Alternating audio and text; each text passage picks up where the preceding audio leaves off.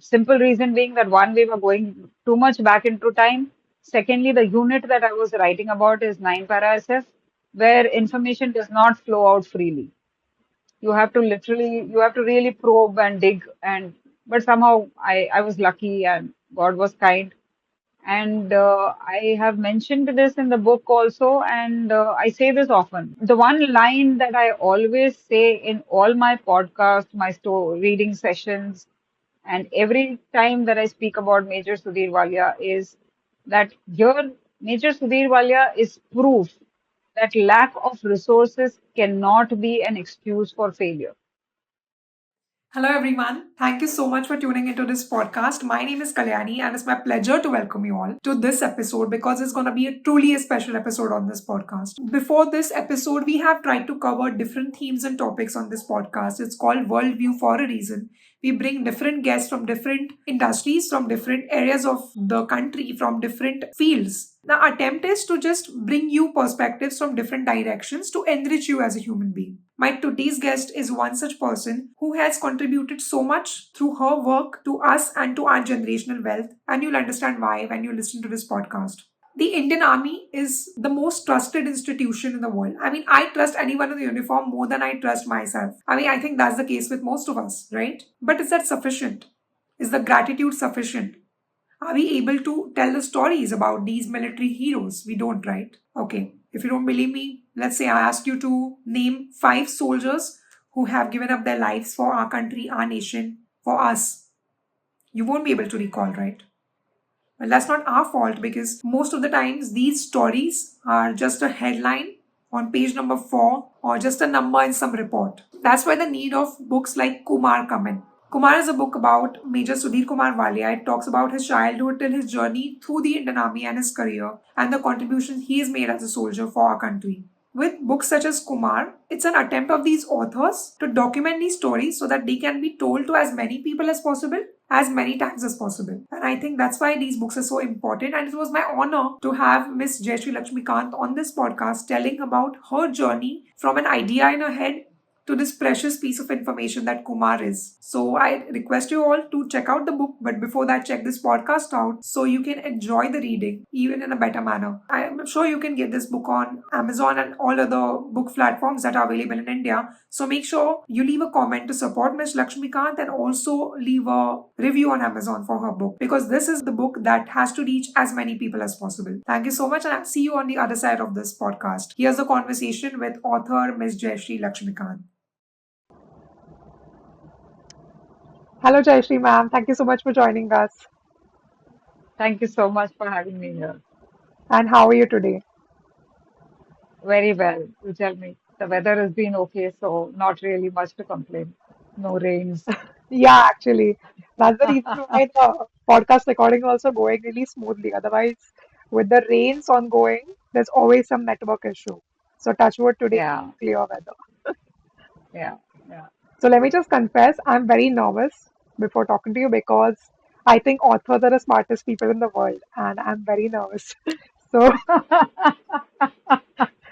No, no, no. Authors are also just other human beings, so it's really all right. yeah, so I'll just And you wide have out to about remember, myself.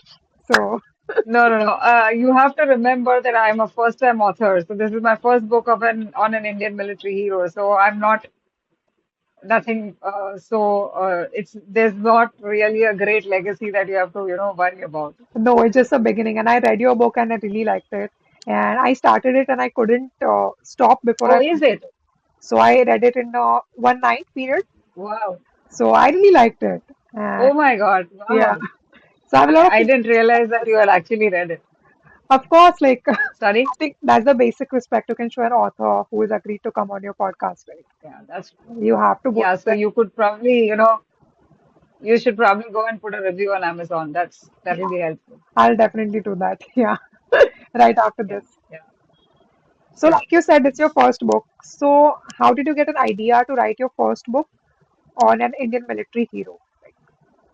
I'll have to go a little back in time. When I was earlier, I was in a corporate, and I was even a team leader of my team in a BPO. So, if you have heard the name of WNS, I was working there, and till 2007, I was in the corporate. Okay. After my second child was born, I quit the job because I thought, it was too much to handle for two children and all that. Mm-hmm. So, till 2016, everything was fine. But once the children have grown up and they are not really totally dependent on you, then you have a lot of time on your hand. I did not want to go back to the grind of, the corporate juggling and all that. At the same time, I was not even too keen on upgrading. In 2016, we were still not into the era of Coursera and all that. At least I had not heard about it. So then, writing had always been a hobby, and that's when I started writing. This was in 2016. That was only, I did not have any focus of what exactly was I writing. I used to pick up on current affair topics, women's issues, Mm. motivational stuff, and so on and so forth. In 2019, I went and watched this movie Uri, Yeah. and that's when I wrote my first article on the Indian Armed Forces. I got connected to more veterans. A friend of mine, after 20 years, who was at that time also serving in the army, and even now is serving. So I used to get bits and pieces about, the heroes, the families of the bravehearts, disabled cadets, and many other things, and I've written articles on that. So in 2021, I came across a tweet from someone who belonged to Major Sudhir Walia's place. She had grown up listening to stories of Major Sudhir Walia, and Major Sudhir Walia was her childhood hero. Okay. So she had always held this desire that someone should write about him. So she had tweeted saying, she tweeted to two authors, Shiv Arur and Rahul Singh, Yeah. asking them if they would, write something on him. And I was quite surprised because Yes. Major Sudhir Walia has got an excellent service record and Yes. he is one of the legends of the armed forces. So I thought something should already have been there. But when I looked up the net, I did not find anything, and that's when I decided that I want to do this. Hmm. So that's how the idea of the book came up. Okay. So just for the benefit of our viewers, let me just introduce Major Sudhir Walia. So he's a decorated army officer who's been awarded Ashok Chakra and Sena Medal twice in his career. And in 1999, uh, can you just tell about him? Yeah. My turn. So Major Sudhir Kumar Walia belonged to the elite 9 Para SF battalion, Hmm. and he was actually commissioned into 4 JAT, but he volunteered himself to go to 9 Para SF after completion of probation. He had a service of 9 years in the unit, and he had attended various courses, including including training courses in the US. He had been awarded a Sena Medal for gallantry for one of his operations for gallantry. The other Sena Medal he had been awarded for distinguished service when he had led a team to Brahma for an expedition. Hmm. And this was one of the few expeditions where all the team members had summited. They had reached to the top of the summit. After that, he got in as the ADC of the then Chief of the Army Staff. While he was the ADC, the Kargil War had started, and following the tradition of his Paltan, he volunteered to go back to his unit. He went up to the chief and said that I want to join my Paltan because they are in the middle of the war. That's when he joined Kargil in July, and the last assault on Zulu Top on the 25th of July, just one day before Kargil Vijay Divas, was done by a team led by Major Sudhir Walia and Major Dhaliwal. Hmm. And after that, 1 month later, he was killed in action on the 29th of August 1999 in the forest of Afruda when he was fighting militants. Hmm. So that's all about Major Sudhir Walia. Yeah. And how did you And come up with this title? Like, this is a very unique title. So is there a story behind that? yes, there is a story behind it. So his full name is Sudhir Kumar Walia, Right. and Kumar is the different version of Kumar, the way Americans would pronounce it. So if a foreigner had to say Kumar, they would actually say it as Kumar. Right. And this is how he was addressed in the US by his batchmates when he had gone there for a course. They Hmm. would just call him Kumar, Colonel Kumar, and all that because He had been given the rank of honorary lieutenant colonel by the then governor of Alabama because of him topping the course. Okay. And Right. that is how I came up with this title. Great. And I read the book, and one thing I observed is that the book is written in first person. Like, for example, rather than saying Sachin Tendulkar is a great batsman, we are Absolutely. saying I'm Sachin Tendulkar, I'm a great batsman. So that's how Yes. Major Walia is communicating to us, the readers. So how did you come up with Yes. that plan? I had to uh, keep the narration a little unique Hmm. because if I was just going to write that, like just using the same example that you did, if I had to just say Sachin Tendulkar was a great batsman, I thought that, I was not able to bring in the right emotions. And as a writer, my aim always is to make the reader feel the trouble that the family of a soldier, the trouble that a soldier goes through when he's in the middle of an operation or when he has to make those tough decisions or when he has lost a fellow officer, those kind of things. And that I realized would not have been possible if it was a third person general narration, which most books are written like. Also, this officer had been gone for 23 years, and I thought that by doing the entire narration in first person, you are actually bridging that gap. Hmm. So when I had, sent out a sample of my writing to one of the generals who had met with for an interview, and I had just shown him this narration. This is what he said, that, for somebody who's gone 23 years back, you are writing about him, and the best way to hold the reader's attention is by doing what you're doing, narrating it in the first person. Hmm. Although there was a risk in it because he had gone, the same thing applies that he had gone for 23 years, and here I was narrating it as if he is narrating it. Hmm. So I was not sure whether people would accept it or not, but thankfully, I mean, people have really given a great feedback about the first person narration. That has turned out as the USP of the book, actually. Right. I've read a lot of authors' interviews and statements. They always say Yes. fiction has a freedom of itself. But when you're writing a biographical account or something, you have to be factually correct. You cannot be constantly giving your opinions because you are representing someone else in a way. So, do you think it was challenging for you to write a biography? Yes, it was definitely challenging, primarily because, see, one was the period of his death and the duration between the time of his death and the narration. 23 years is a long time. A lot of people that served with him have either retired Hmm. or have risen to the rank of generals. So to be able to, get across to them, get their interviews, that was one challenge. Now these are the people who served with him. I had to go back in time to the people who studied with him. Hmm. So he was in Sainik school in when he was 10 years old in the year 1978. So we are going back in time like 40, 45 years here. Hmm. So locating them was one aspect, connecting with them. And imagine asking people to go back so much in time and remember things about him and narrate it. So, but I was lucky and, they were kind enough to do that for me. And that is the reason why the book has so many anecdotes, which Yes. makes it all the more interesting. Yes. Because otherwise it would have just been a simple narration. And the anecdotes also reveal the personality of the person in a better way. Um, Coming to the question of fiction and freedom of expression, so even in case of the biography, I did have my freedom of expression in terms of explaining the places that he was in or the emotions that were involved, like when he's talking about his friend who's dead and things like that. So I did make use of that wherever I could.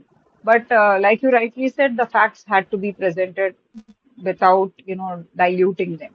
So if I had to say that he had served in you know 4 charts from this period to this period, I had to be sure that it was the period that was right and I couldn't deviate on. Hmm. So those kind of information did pose a challenge because again, Simple reason being that one, we were going too much back into time. Secondly, the unit that I was writing about is 9 para SF, Yes. where information does not flow out freely. Yes. You have to literally, you have to really probe and dig, but somehow I was lucky and God was kind. And I have mentioned this in the book also, and I say this often that Major Sudhir Walia guided me in spirit. So there were a lot of times where I got stuck, but I somehow found a way out. Hmm. Was guided to the way out. Okay. So you actually got the idea of writing this book in 2016, like you said. So how long was No, no, no. 2016 was when I started writing. okay. 2021 when I got this idea. Okay, okay. So I Understood. approached the family of Major Sudhir Walia in October 21, Okay. Okay. and I completed the book in about February, around February 23, which is about 18 months. Okay. So 18 months is a long period for research and writing. Yeah, because like I said earlier, the challenge or the majority of the time period that was taken in, finding out people and getting information from them. So like you said, 23 years is a long period to write about someone who's gone. Absolutely. So how was the first reaction of his family or close friends when you actually approached them?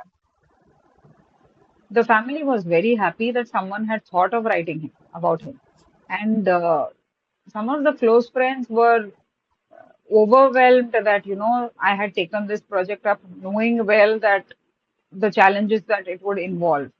And a lot of them, one of the people that I went to interview and seek assistance actually told me that what you're doing is a necessity because sooner or later, all those people associated with him would be gone from the unit, from whether it is the unit members or the family. But his stories would, it was important to tell his story because that would serve as motivation for the next generation to come. And that meant a lot because the person was telling me was a very senior officer, and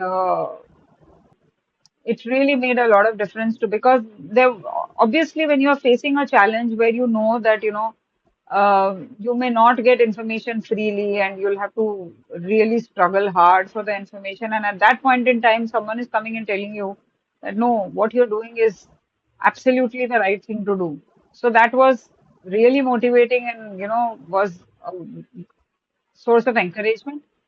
And this was one of the person who stood with me till the end of the book and ensured that I got all support that I needed. Right. So I think any book is, I mean, the author, of course, makes the majority of the contribution, but there are certain little support system which also play a crucial part, right? absolutely, absolutely. Yeah. So since you say that you've read the book, my acknowledgement section is so Yes. big, Yes. Yes. and apart from the family, there are so many people that I had to, I could not have completed the book without all that support. Right. So, for those who haven't read the book, if we were to describe Major Walia's personality in, say, 3 words, so what are the 3 words that you would choose? Determination, passion, hard work. Okay. And which is the first story that comes to your mind when you are thinking about these 3 words? The determination that he had to reach wherever he had to. Nothing could stop him. Hmm. Hard work, he was willing to put in everything that was required to achieve what he had thought he wanted.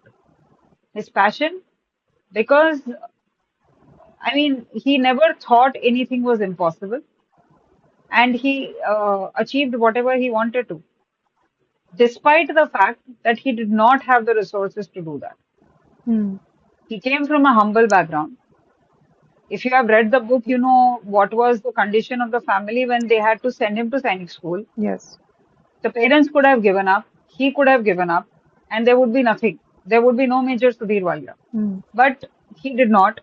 And at every step where he had to make that effort, he did.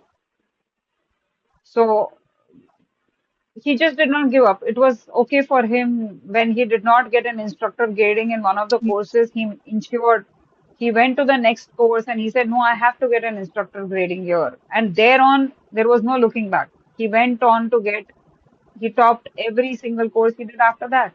Yes. And so, the one line that I always say in all my podcasts, my story reading sessions, and every time that I speak about Major Sudhir Walia is that here, Major Sudhir Walia is proof that lack of resources cannot be an excuse for failure.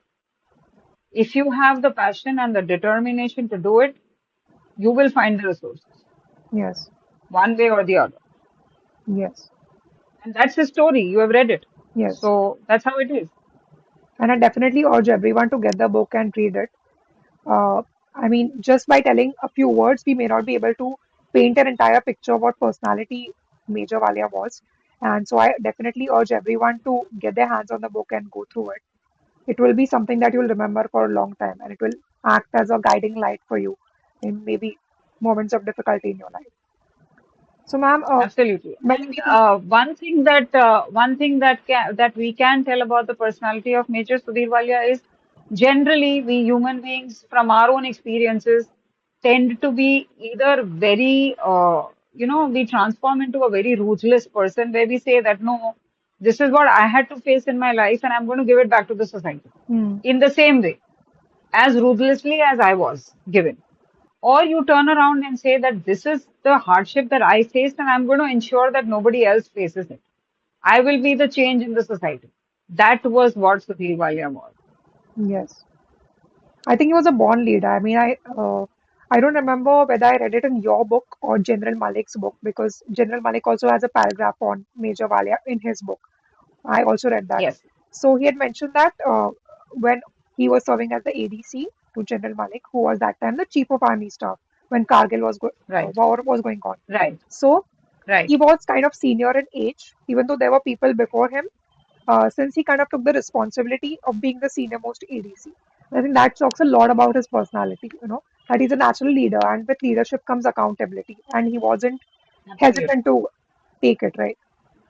Yeah. Yeah, so that was another aspect of his personality, that another message that comes out of his life, that when you have when you have a position of authority, you also have a responsibility associated with it.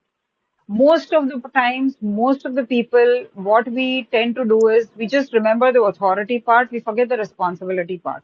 So so for all those people who were associated with him, they always had a takeaway from Sudhir. Hmm. He always ensured that, they were better off when they left him than when they started with him. Hmm. So he realized that the positions that were given to him, whether it was just a team leader in his unit or whether it was the ADC, the senior ADC in the army house, he ensured that whatever little he could tell his juniors to follow and, improve upon themselves, he did that. Yes, absolutely. He's an absolute inspiration, I would say. I mean, I, Absolutely, yeah. absolutely. I mean, I felt sorry for myself that I discovered him so late in my life. Like, and that's why I feel your book is so important because I think many people are going to find that inspiration from this book. Yeah, I would like to give the example of a defense enthusiast. Mm-hmm. She's a very avid reader, and she reads a lot of books. Mm-hmm. She's read a lot of books on defense. And after she read Kumar, she personally sent out a message to me saying that she made notes of 10 pages from Kumar, Yeah. saying that these were the learnings that I had from this book. And she actually wrote a mini book out of Kumar. That's what I told her, that it's a mini book that you've written. So his life is like that. So that's what we can say. Yeah. So, what are some other comments that you received after reading, after people read your book, that you thought were the best compliment to your work? So one of his classmates from his Sainik school batch, he wrote to me saying that I was with him for around 6 to 7 years, but in spite of that, I did not know so much about him, which I got to know after reading your book. Oh, that's great. And there is one person who came on Instagram and sent out a DM to me saying that he was suffering from a he was suffering from an autoimmune disorder, which was very troublesome, and which was affecting his mobility. I forget the name of the disease, but when I Googled it, I realized that it was going to affect his day-to-day life and his mobility. And he says that uh, I got motivation from this book, and I'm going to fight this disease out because I don't know which chapter, but there is a quote in one of the chapters that success is destined. And sends me a picture of that quote and that chapter, and he's saying, because success is destined, I am not going to give up, I'm going to fight it. Hmm. So when your book is an inspiration to people like that, and when I wrote the book, I just wanted to narrate the story of Sudhir. I did not realize that, it is going to change the way people looked at things, and it was going to motivate people to such an extent. Then there was somebody else who wrote a blog on the feedback, giving the feedback of Kumar. And he says, this is the first time that I'm Hmm. writing a blog, and I started it with your book. And I was kind of overwhelmed because this was not the reaction that I was anticipating, because you generally would just want to hear that, oh, it's a well-written book and we learned about him and so on and so forth. But when somebody who's fighting a disease is telling you that I'm going to, fight back, somebody's writing a blog for the first time inspired by your book, somebody's making notes out of your book, and it's like, wow, what else can we ask for? Yes. And this is your first book, so this is just the beginning. So, what Absolutely. is going to happen in Absolutely. future? What are we going to expect from you now? Next. Well, do have an offer from somebody else right now, but we haven't got into the nitty-gritty of it. I will be meeting the family sometime in the future and taking it forward. So there are many stories that are, I mean, there is another author called Miss Swapnil Pandey, and she Yes. says this often that every brick in the National War Memorial deserves a story. Yes. But then it's not humanly possible to do that. So whatever comes my way, and I've not yet,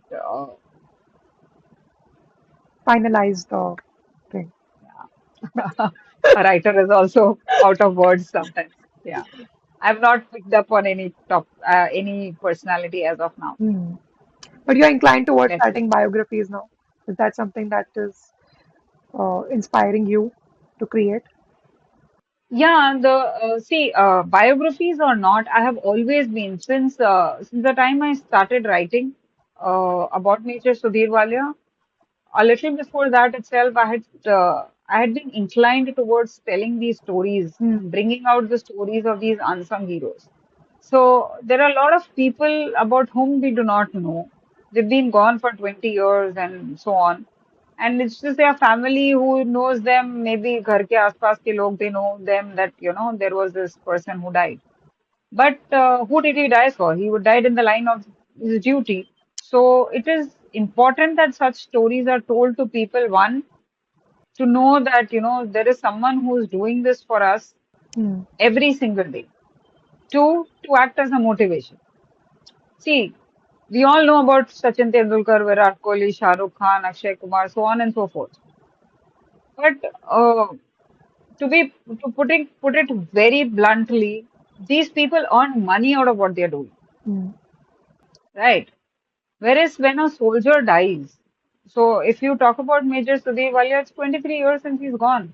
His family's life must have changed. And this was a man who served for 11 years, was in Para SF, is in Ashok Chakra, so on and so forth. So the parameters change. But I know of people who have lost their only son, Hmm. and the parents are still alive, they are old. So what did the family earn out of it?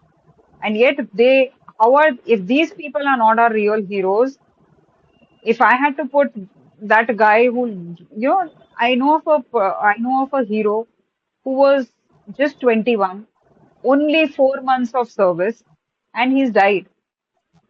So if I had to put Sachin Tendulkar on one side and this guy on another side, I accept, and I acknowledge the fact that Sachin Tendulkar has done a lot of stuff for the country and all that. But this what this boy has done is beyond compare. Yes. And his parents live without him. He Yes. was the only son. So these stories have to be brought out to the general public because they don't know about it. जिसके बारे में पता ही नहीं है वो कैसे acknowledge करेंगे उनको कैसे I mean you respect somebody only when you know about that person. Whose fault is it if they don't know? It's not that person's fault. It's the fault of the storytellers, the education, everything put together. Yes. So that has always been the focus, with or without a book. If you look at my Instagram feed, you know that. You know, it's all filled with such stories. Yes. So that is going to be the focus, whether I convert all that into a book or not. But Mm. these stories have to come out, and there's a large number out there. Yes. I agree with that. Like, more power to you for what you're doing, and we are here to Thank you. support you. Thank you so much. Yeah. One more interesting thing I remembered about your book is every chapter begins with a Sanskrit quote. So how Yes. did you do that? Well, I was one of a very close friends of Major Sudhir. I when I interviewed him, he told me that Sudhir was a very firm believer in Gita, Okay.